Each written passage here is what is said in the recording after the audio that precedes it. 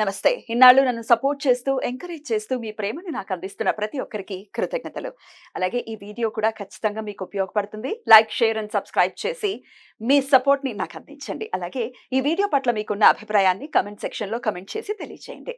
ఇప్పుడు వీడియోని చూద్దాం.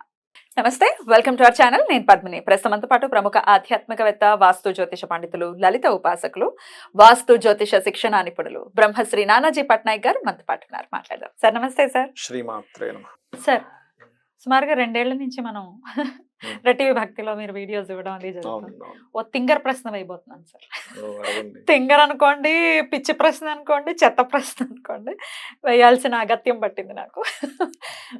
మేము పూజలు చెయ్యం, గుళ్ళకి వెళ్ళాం, ఎట్లాంటి దైవారాధన చెయ్యం. అయినప్పటికీ మాకు దేవతా అనుగ్రహం కావాలి అనుకునే వాళ్ళు ఉన్నారు. వచ్చాయి అలాంటి పరిస్థితులు కనబడ్డాయి. ఒకవేళ అలాంటి పరిస్థితి ఉంటే గనక దైవతా అనుగ్రహాన్ని పొందేటటువంటి పరిస్థితి ఉంటుందా? అనుగ్రహం ఉంటుంది ఖచ్చితంగా, కానీ దేవత ఉండదు. నిజంగా పూజలు చేయని వారికి శాస్త్రంలో ఉంది. ఎవరు అనుగ్రహం ఉంటుంది? పూజ చెయ్యను, దీపం పెట్టను, ధూపం పెట్టను, ప్రేత అనుగ్రహం ఉంటుంది. ప్రేత పట్టుకుంటుందండి ఖచ్చితంగా వారికి. అంటే ప్రేతలు మన చుట్టూ తిరుగుతుంటాయి. సీరియస్గా ఇది మీరు నెగటివ్ ఎనర్జీ ఎక్కడ ఉంటుందో అక్కడ ప్రేతం ఎంటర్ అవుతుంది. కలి ఎంటర్ అవుతాడు, కలి పురుషుడు ఎంటర్ అయిపోతాడు. నిత్య దేవత ఆరాధన చేసే వాడి దగ్గర కలి రాడు. భయపడతాడా?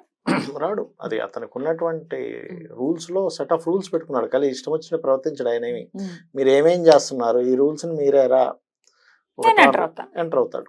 ఇప్పుడు ట్రాఫిక్ అతను పట్టుకున్నప్పుడు ఏమేమి ఉన్నాయి, ఏం లేవు, ఉన్నాయో వెళ్ళిపో అంటాడు, వెళ్ళేవాడు ఫైన్ కట్ అంటాడు. అలాగే నేను దీపం పెట్టను, ధూపం వేయను, అంటే సంథింగ్ ఏదైతే నిత్య దేవతారాధన చేసేవి ఏవైతే ఉన్నాయో ఇవి ఏమీ చెయ్యను. కానీ నాకు బాగుండాలంటే 2 విషయాలు. ఒకటి, పాస్ట్ లైఫ్లో అతను బాగా పుణ్యం చేసేనే ఉండాలి. ఆ పుణ్యం వచ్చి నాకు పనిచేస్తూ ఉంటుంది. ఆ విషయం తెలియక అందరూ ఏమనుకుంటామంటే నేను పూజ చేస్తున్నాను, నాకు అంతంత మాత్రం ఏ పూజ లేకపోయినా బాగానే ఉంది కదా అనుకుంటాను. కానీ పూర్వజన్మ పుణ్యం ఉంది ఆయన దగ్గర, అదంతా ఖర్చు అయిపోతుంటుంది. మరి ఈ దేవత అనుగ్రహం కానీ దేవత పూజ కానీ ఎందుకు చేయాలి అంటే ఇక్కడ 2 విషయాలు. ఒకటి, అందరికీ తెలిసిన విషయం అయినా మరోసారి చెప్తున్నాను, కృతజ్ఞతా భావంతో ఒకటి. రెండవది, మీకు బ్లాక్డ్ భాగ్య చక్ర అని ఉంటుంది. మీరు పూర్వజన్మలో పుణ్యం చేశారు కానీ అది ఎక్కడో బ్లాక్ అవుతుంటుంది, వేరే పాపం వచ్చి దాన్ని ఆపుతూ ఉంటుంది. ఈ పూజ చేసిన పుణ్యం ద్వారా ఆ పాపం దగ్ధం అవుతుంది. లలితా సహస్రనామాలు చాంటింగ్ చేస్తూ ఉన్నారు. ఒక్కొక్క నామం ఏం చేస్తుందంటే ఒక ఎనర్జీలా ఫామ్ అయ్యి అక్కడ మీకు ఏదైతే పుణ్యం రావడానికి అడ్డం పడుతున్న పాపాన్ని దగ్ధం చేస్తుంది. అది అయితే ఒక్కొక్కసారి ఏమవుతుందంటే మీరు చేసే పూజ మీ వరకే ఉంటుంది అనుకుంటే తప్పు. మీరు చేసే పూజలో తీవ్రతను బట్టి తర్వాత వంశానికి కూడా అది పనికొస్తుంది. మీరు ఎటువంటి పూజలు పునస్కారాలు చేయకుండా ఉన్నప్పుడు మీ నెక్స్ట్ జనరేషన్స్ కూడా అది ఎఫెక్ట్ ఇస్తుంది. ఆ దారిద్ర్యం అనేది ఇస్తుంది, గ్యారంటీగా ఇస్తుంది. ఎందుకంటే మీ శారీరకంగా ఏదైతే మనకు ఉన్నాయో ఇవేవైతే మనం నెక్స్ట్ జనరేషన్స్ కి ఇస్తుంటాంగా, షుగర్లు, బీపీలు ఇవన్నీ, అలాగే డిఎన్ఏ ఎలా అయితే పర్ఫెక్ట్ గా ట్రాన్స్ఫర్ అవుతుందో మనం చేసేటువంటి పాపము, పుణ్యము, పూజలు ఇవన్నీ కూడా ట్రాన్స్ఫర్ అవుతాయి. అందులో ఎటువంటి సంశయము లేదు. రైట్. అయితే కొంతమంది మనం చూస్తూ ఉంటాం సార్, రకరకాల పరిస్థితులు ఉంటాయి వాళ్ళకి. వాళ్ళ హస్బెండ్ ఒప్పుకోకపోవచ్చు, ఏమంటే అస్సలు మమ్మల్ని దేవుడు అంటేనే వాళ్ళు చిర్రెత్తుకొస్తారు, చేయనివ్వరు అనే పరిస్థితి ఒకటి ఉండొచ్చు. పెద్దవాళ్ళు నేర్పలేదండి, ఏదో శనివారం ఏదో అగరబత్తి చూపించటము, లేకపోతే శనివారమే దీపం పెట్టడం, మొత్తం 7 days లో ఒక్క డేనే దీపం పెట్టడం, ఇట్లా వాళ్ళ బ్రాటప్ లో రకరకాల ఉంటాయి, రకరకాల పద్ధతులు ఉంటాయి. మరి ఇట్లా సార్ మార్చుకోవడం ఎట్లా ఈ పరిస్థితుల్ని? అంటే ఫస్ట్ ఆఫ్ ఆల్ ఇక్కడ ఏమైపోయిందంటే భగవంతుడు అనేటువంటి విషయం దగ్గరకు వచ్చారు కనబడ్డు, ఇది ఎంతవరకు ఉన్నాడు అనేటువంటిది తిరుగుతూ ఉంటుంది, ప్రతి ఒక్కరిలో ఉంటుంది అమ్మాయి. ఎందుకంటే నాకు చాలా మంది ఫ్రెండ్స్ ఉంటారు కదా, అడుగుతుంటారు నిజంగానే ఉన్నాడంటావా, నాకు ఒక్కోసారి లీల కనిపిస్తుంది, ఒక్కోసారి కనిపించట్లేదు, ఆ యొక్క ఇది అర్థమవుతుంది, ఒక్కోసారి అర్థం కావట్లేదు. అంటే అదే మాయ. మీకు ఉన్నాడు, భగవంతుడు ఉన్నాడు, అతని విశ్వాన్ని మొత్తం నడుపుతున్నాడు అనేటువంటి విశ్వాసం మీకు రావాలి అంటే పురాణాలు, భాగవతము, ఇతిహాసాలు, రామాయణము, మహాభారతం ఇవన్నీ చదవాలి. చదివినప్పుడు అప్పుడు మీకు ఏమవుతుందంటే మీ మైండ్, మీ సబ్ కాన్షియస్ మైండ్, ఎస్ ఇది ఇలా ఉంది కదా అని చెప్పి నమ్మడం ప్రారంభం అవుతుంది. Right. మీ సబ్ కాన్షియస్ మైండ్ ఎంత పవర్ఫుల్ అంటే మీరు ఒక విషయాన్ని ఇది భగవంతుడు నాకు చూసుకుంటాడని బలంగా నమ్మితే ప్రకృతిలో ఉన్న చిన్న సూక్ష్మ క్రిమితో సైతం మీకు సహకరించడం స్టార్ట్ అవుతుంది. Yeah. ఇప్పుడు మీరు బాగా నమ్మారు, లలిత అమ్మవారిని రెగ్యులర్గా పూజ చేసుకుంటున్నారు, ఒక ధర్మబద్ధంగా ఉన్నారు. ఇక్కడ మళ్ళీ ఒక విషయం గుర్తుపెట్టుకోండి.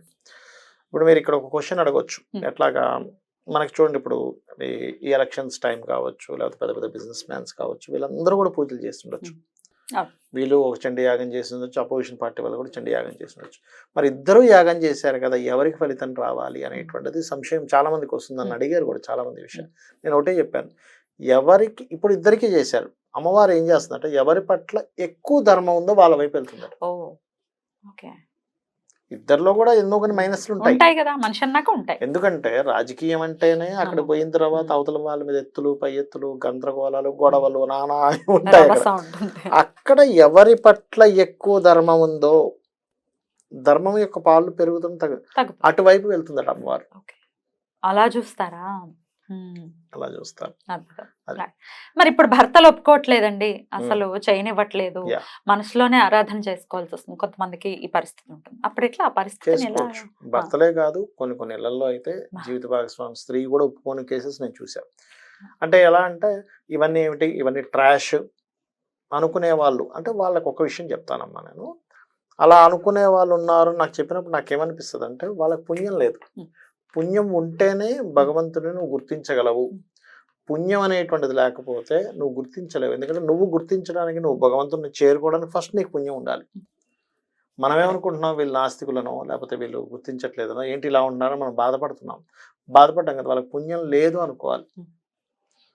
వాళ్ళు వ్యతిరేకిస్తున్నారనో, ఇంకోరు వ్యతిరేకిస్తున్నారనో, ఇంకోరు ఇలా చూస్తున్నారో. కొన్ని ఇళ్లలో మీరు అన్నట్టుగా ఇంట్లో వాళ్ళ నుంచే వ్యతిరేకత ఉంటుంది. భార్య వ్యతిరేకించవచ్చు, లేదా భర్త వ్యతిరేకించవచ్చు కొన్ని సందర్భాల్లో. బట్ లేడీస్ వ్యతిరేకించడం చాలా తక్కువ అని చెప్తున్నాను నేను మీకు. అలాంటప్పుడు మన ధర్మశాస్త్రంలో, మన సనాతన ధర్మంలో మనసులో ఆరాధించుకునే ఉంది. మీకు బయటకు కూడా తెలియదు కదా అది. నిజంగా వ్యతిరేకిస్తున్నారు, ఇంట్లో పటాలు పెట్టనివ్వట్లేదు, పూజ చేయనివ్వట్లేదు, దీపారాధన చేయనివ్వట్లేదు, ఇవన్నీ ఇంకా నువ్వు మూఢత్వంలో ఉన్నావా అనుకుని మాట్లాడుతున్నారు. కొంతమంది మాట్లాడతారు ఇది మూఢత్వం అనుకుంటారు. భగవంతుడు ఎవరైతే విశ్వానికి మూలమో అతన్ని ఆరాధించడం కూడా మూలత్వం అనుకునేటువంటి ఇది. ఎందుకంటే కలి ప్రభావం ఇదంతా. ఇది ఏంటంటే కలి పురుషుడికి ఇచ్చినటువంటి దీంట్లో కలి యొక్క ప్రభావం. కలి ఎంటర్ అయిపోతాడు అక్కడికి. ఎంటర్ అయిపోయినప్పుడు ఇట్లాంటి ఆలోచనలే వస్తాయి.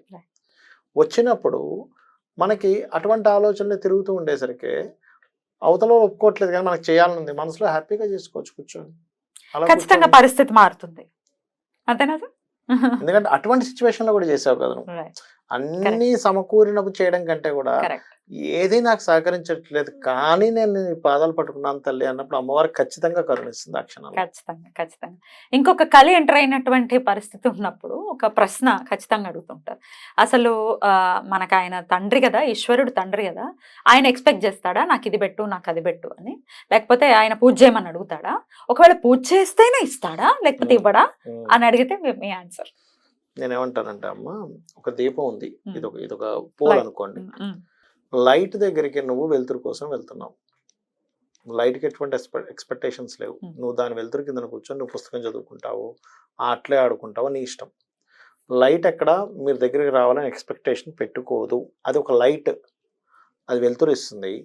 మీ అవసరం కోసం లైట్ దగ్గరికి వెళ్ళారు. అలాగే భగవంతుడు అనేటువంటి ఒక ఎనర్జీ, తన ఎనర్జీని ఫ్లో చేస్తున్నాడు.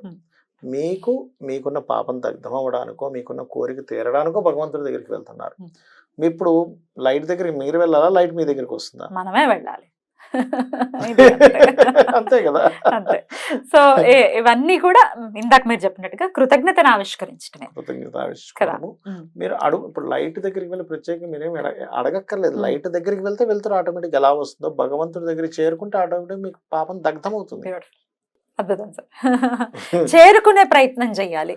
పిచ్చి ఆలోచనలన్నీ పక్కన పెట్టి డెఫినెట్ గా చేరుకునే ప్రయత్నం చేయాలి. మేము పూజలు చేయము, లేకపోతే మేము ఇది కాంప్లెక్స్ గా ఉండటానికి ఇప్పుడు చాలా మంది అనుకుంటూ ఉంటారు, దీంట్లో చాలా బోల్డ్ అంత క్రతువులు ఉంటాయి, చేయటం చాలా కష్టం, అందరికి సింపుల్ గా వచ్చేయాలి సార్, ఎవ్రీథింగ్ సింపుల్ గా అయిపోవాలి. జస్ట్ మేము ఏం చేయమండి, జస్ట్ 3 సార్లు ఈ మంత్రం చదువుతాం వచ్చేయాలి నాకు రాజయోగం అని అనుకుంటే ఏమిటది, ఎట్లా అంత పెద్ద పాప దగ్ధం అవ్వాలి, అంత పెద్ద పాప ఎట్లా జరుగుతుంది, పండు ఉంది, నువ్వు ఇంత చిన్నదాంతో అవ్వాలంటే ఎట్లా అవుతుంది, కొంచెం అయినా ఆలోచించాలి కదా. కొంచెం మనం కష్టపడాలి. 10th క్లాస్ పాస్ అవ్వాలంటే ఎంత కష్టపడాలి కదా. ఎల్కేజీ సిలబస్ తో 10th పాస్ అవుతా అంటే ఎనీవేస్ ఇది డెఫినెట్ గా ఇవన్నీ కూడా ప్రాక్టికల్ గా ఆలోచించాలి. భగవత్ సంబంధించిన విషయాలు కూడా ప్రాక్టికల్ గా ఆలోచిస్తేనే మనకు అది అర్థం అవుతుంది. ఏదో మ్యాజిక్ అయిపోతుంది అనుకోవటం కరెక్ట్ కాదు. ఇస్తాడు మ్యాజిక్. బ్యూటిఫుల్ సార్, చాలా బ్యూటిఫుల్ గా ఎక్స్ప్లెయిన్ చేశారు. డెఫినెట్ గా ఇది అర్థం చేసుకుని స్వామికి ఎంత ఆరాధన చెయ్యాలి, మనం ఎంత ఆరాధన చేస్తే స్వామికి దగ్గర అవుతాం అనేది డెఫినెట్ గా మననం చేసుకుంటూ స్వామి ఆరాధన మన వాళ్ళందరూ చేసుకోవాలని మనస్ఫూర్తిగా కోరుకుంటూ థ్యాంక్ యూ సార్. నమస్తే. శ్రీమాత్రే నమః.